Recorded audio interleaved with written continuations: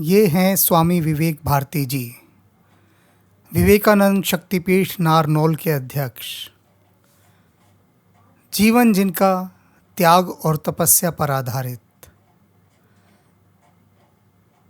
हमेशा सारे काम अपने मन से अपने आप अकेले करते हैं। सुबह सुबह उठकर पौधों की देखभाल करना, उनके साथ सैर करना, उनसे बातें करना, ये स्वामी जी की दिनचर्या का एक अंग है। और बड़े भाव के साथ ये जुड़कर अपनी बगिया में काम करते हैं। इस समय जिस मुकाम पर ये विवेकानंद शक्तिपीठ को पहुंचा रहे हैं, वो एक बहुत बड़े राष्ट्रीय गौरव की बात है। स्वामी जी ने पूरा जीवन तपस्या में बिताया है, और तपस्या भी ऐसी एकाकी तपस्या, बिल्कुल अकेले चलते रहे। इनके जीवन में कितनी कठिनाइयाँ आई, संकट आए, लेकिन किसी से भी ये ज़रा सा भी नहीं डिगे। इनके व्यक्तित्व को देखकर लगता है कि वास्तव में वीर पुरुष होते कौन हैं। सन 2002 में 4 जुलाई को नजफगढ़ में इन्होंने विवेकानंद शक्तिपीठ की स्थापना की थी। उस समय ये स्वामी विवेकानंद की प्रतिमा वहाँ स्थापित की गई थी। इस बार 15 अगस्त 2020 को स्वामी जी विशेष रूप से विवेकानंद शक्तिपीठ से यहाँ आए और स्वामी विवेकानंद को माल्यार्पण कर रहे हैं।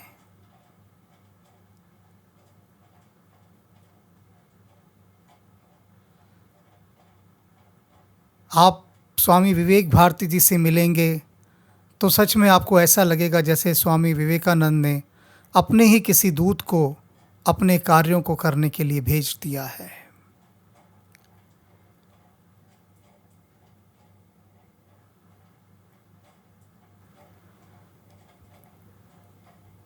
शांत भाव से आत्मलीन होकर देश का चिंतन करते हुए उन विवेकानंद के सपनों को बुनते हुए, जैसे कोई सिंह पुरुष वन में भ्रमण करता हो, इस प्रकार से हमारे परमादरणीय स्वामी विवेक भारती जी प्रातःकाल ध्यानलीन होकर भ्रमण करते हैं, अपने में डूबे हुए, मौन, किसी से कोई बात नहीं करते, शांत भाव से अपने में डूबे हुए।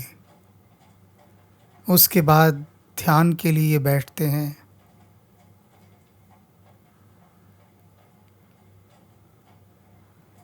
एक समय ऐसा था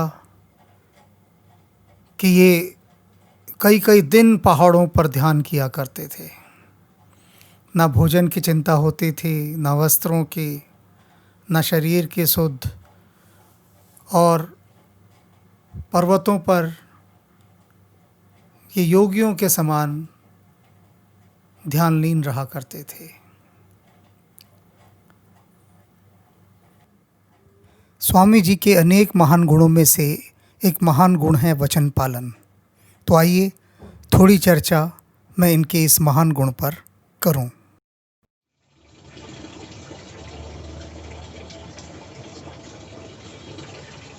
स्वामी विवेक भारती से आप सभी परिचित हो ही चुके हैं। स्वामी जी ने एक संकल्प लिया था उत्तर भारत में कन्याकुमारी बनाने का, यानी स्वामी विवेकानंद का केंद्र। और इस समय नारनौल हरियाणा में उन्होंने अपने इस स्वप्न को साकार भी कर दिया है। मेरी अधिकतम जानकारी के अनुसार ये विश्व का सबसे बड़ा स्वामी विवेकानंद पर आधारित एक केंद्र है, जिसका एक ही उद्देश्य है, देश प्रेम और मानवता। अब ऐसे महान उद्देश्य को लेकर जो चल रहे हैं स्वामी विवेक भारती जी, मैं उनके गुणों पर एक सीरीज़ बना रहा हूँ, जिसमें आज जो मैं चर्चा करूँगा वह गुण विरले लोगों में मिलता है। दूसरे शब्दों में कहूँ तो जैसे भगवान राम ने स्वयं उनको वरदान के रूप में ये गुण दिया है, और यह गुण है वचन पालन करने का। स्वामी विवेक भारती अपनी वचनबद्धता के प्रति इतने कटिबद्ध हैं कि उनके इस गुण को देखकर व्यक्ति दांतों तले उंगली दबा लेता है। मेरे संपर्क में अनेक लोग हैं और ऐसे ऐसे लोग हैं कि जिनको 10-10 साल हो गए मुझसे वादा किए, लगातार वादा आज भी कर रहे हैं वो, कि हम अगले हफ्ते आपसे मिलने आ रहे हैं। मैं इंतज़ार करता रहता हूँ बैठा। वो समय दे देते हैं कि हम इस दिन इस समय आ रहे हैं, नहीं आते। फिर वो 1 महीने बाद का समय देते हैं कि हम फिर आ रहे हैं मिलने, और नहीं आते। इस तरह से करते करते अनेक लोगों को मैंने श्रेणी में बैठा है। कुछ तो ऐसे लोग हैं कि जिनको 5 साल हो गए, किसी को 10 साल हो गए, किसी को 15 साल भी हो गए हैं, और कुछ तो ऐसे भी रहे जो कहते ही रहे हम आए हैं, लेकिन उससे पहले उनका बुलावा ऊपर से आ गया और वो चले गए। तो ये बात कि जो वो कह रहे हैं, जिसको हम कमिटमेंट कहते हैं, अपनी बात पर पूरे नहीं उतरते। ऐसा ही एक मित्र मेरे पास आया, वो जैसे ही मिले तो कहता था जय श्री राम, जय श्री राम। जय श्री राम को उसने अपना एक तकिया कलाम बना रखा था और कहता था मैं बहुत बड़ा राम भक्त हूँ। मेरे पास आया था कि जब मेरी पुस्तक आई थी भगवान राम पर, जो मैं उपन्यास लिख रहा हूँ, उसका पहला खंड जब आया था तो उसको भी आए हुए शायद 12 साल से भी ऊपर का अधिक वक्त हो गया।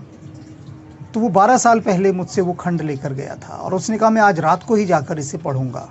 12 साल हो गए, आज तक नहीं पढ़ा। और उसके बाद उसने अनेक बार कहा मैं कल आ रहा हूँ, नहीं आया। मैं यहाँ क्या बताना चाहता हूँ कि लोग अपनी वाणी पर बिल्कुल भी नियंत्रण नहीं रखते हैं, कुछ भी बोल देते हैं। फिर जब वो आया, एक दिन मेरे पास बैठा था, एक फ़ोन आया उसके पास जिसमें कोई व्यक्ति उसे कह रहा था कि तुम कब आओगे मिलने। उसने कहा मैं तो अभी मुंबई में बैठा हूँ भाई, कल शाम तक आऊँगा तो तुमसे मिलूँगा। तो मैंने उनसे कहा तुम तो मेरे पास बैठे हो दिल्ली में और तुम मुझसे कह रहे हो मैं मुंबई बैठा हूँ। तो उसने कहा ये सब करना पड़ता है। तो मैंने कहा फिर ये जय श्री राम मत बोला करो ना। जय श्री राम बोलते हो तो राम का यह एक दिव्य गुण तो अपनाओ, वचन पालन का।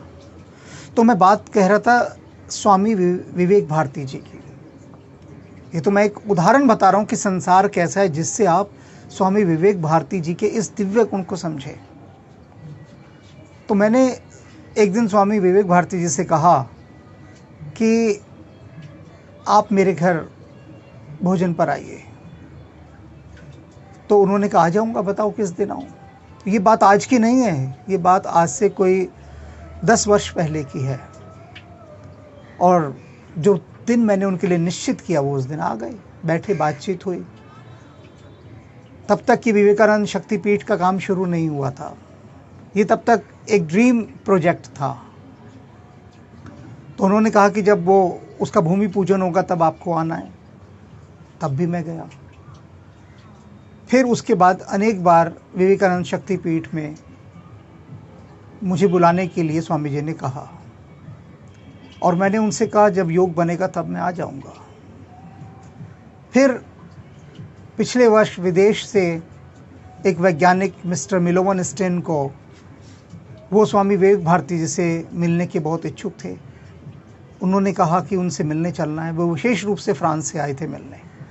तो मैं उनको लेकर विवेकानंद शक्तिपीठ गया। वहाँ पर काफ़ी बातचीत चली। मिस्टर मिलोवन बहुत प्रभावित हुए स्वामी विवेकानंद को देखकर, और उन्होंने कहा कि ऐसा कर्मयोगी विरला ही है। आसपास ऐसा देखने में नहीं मिलता कि एक अकेला व्यक्ति जिसके साथ कोई नहीं है, बिल्कुल अकेला व्यक्ति उन च्यवन ऋषि की तपोभूमि में ऐसी साधना कर रहा है, भयंकर साधना। ये कल्पना से परे की बात है। तो वहाँ पर बैठ के बात हो रही थी, तो मैंने स्वामी जी से कहा कि भाई मेरी एक इच्छा है कि आप मेरे घर साल में 2 बार भोजन के लिए आया करें। उन्होंने कहा ठीक है, जब आप कहेंगे मैं आ जाऊँगा। तो मैंने कहा आपने कहा है कि जब आप कहेंगे? उन्होंने कहा हाँ बिल्कुल, जब आप कहेंगे। जनवरी से जून और जुलाई से दिसंबर के बीच में कभी भी साल में 2 बार। अब आप यहाँ से देखिए गुण जो मैं बताना चाह रहा हूँ कि उसके बाद जब भी मैंने उनको बुलाया, मैंने उनसे कहा इस दिन आप आएंगे भोजन पर। उन्होंने कहा ठीक है मैं आ रहा हूँ। सारे काम छोड़कर, सारी दुनिया के हर अपॉइंटमेंट को छोड़कर वो अपने कमिटमेंट पर खरे उतरते रहे हैं। आप सोचिए, अपने ऊपर सोचिए कि कोई आपसे कहे कि आप साल में 2 दिन उसके पास आपको आना है और कमिटमेंट ऐसी हो कि जब वो बुलाएगा तब आप आएंगे। कोई बहाना नहीं कि ये काम है, वो काम है, इधर जाना है, मैं यहाँ हूँ, मैं वहाँ हूँ। कोई नो एक्सक्यूज़, आपको पहुँचना ही पहुँचना है। सोच के देखिए, लगता है ना बहुत मुश्किल है ही मुश्किल। लोग तो यहाँ वादा करने की बात नहीं आते। और उसके बाद जब भी मैंने स्वामी जी को बुलाया, मैंने कहा मैं चाहता हूँ आप कल आ जाएं या 2 दिन बाद का समय दिया तब आ जाएं। वो हमेशा अपने सारे काम छोड़कर आए, सारे काम छोड़कर। और अब मैं ऐसा नहीं करता, क्योंकि मुझे लगता है कि कैसे वो इसको मैनेज करते होंगे अपने इस वचन को। मैंने उनसे पूछा, वो कहते कोई मैनेज नहीं करना, सब कुछ छोड़ दिया, बस एकदम आपका बुलावा आया सब छोड़ दिया मैंने और छोड़ के फ़ौरन आ गया। तो ये कितनी बड़ी दिव्यता है कि अपने वचन के लिए एकदम सब कुछ छोड़ देना।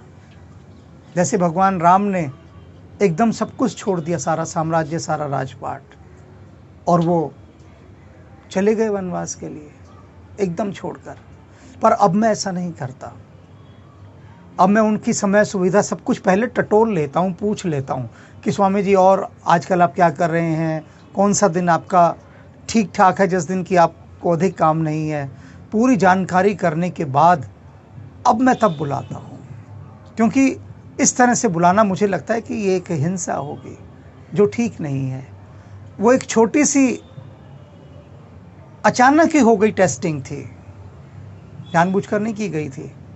और इतने अवेयर रहे स्वामी जी उस काम के प्रति, अपने वचन के प्रति, सबसे बड़ी बात है। तो मैं यही मित्रों सबको बताना चाहता हूँ कि एक महान आत्मा हमारे बीच, कर्मयोगी की महान आत्मा, जिसके अंदर वे गुण हैं जो महापुरुषों के अंदर होते थे, और उन गुणों को लेकर ये महापुरुष होने की ही यात्रा पर चल रहे हैं। और आप उनके स्थान पर जाकर अगर देखेंगे तो ऐसा शांति, परम शांति से भरा स्थान है कि आपका वहाँ से लौटकर आने का मन ही नहीं करेगा। आपको मैं विवेकानंद शक्तिपीठ का लिंक भी साथ में दे रहा हूँ। आप देखिएगा कि च्यवन ऋषि की उस तपोभूमि पर, और ये वो स्थान है जहाँ पर खुद स्वामी विवेक भारती जी को कई दिव्य अनुभव ऐसे हुए कि इस स्थान पर स्वामी विवेकानंद भी रुके थे रात को जब खेतड़ी जा रहे थे। तो उनके विषय में स्वामी विवेक भारती जी अलग से बताएंगे, मैं उस पर अधिक प्रकाश नहीं डालूंगा, इससे ज़्यादा अच्छा वो कह पाएंगे इस पर। फिलहाल मैं यही कह रहा हूँ कि एक बार आप उस स्थान पर जाकर देखिए तो आपको लगेगा कि वास्तव में तपोभूमि होती क्या है और किसी महापुरुष के पास कुछ देर बैठना होता क्या है।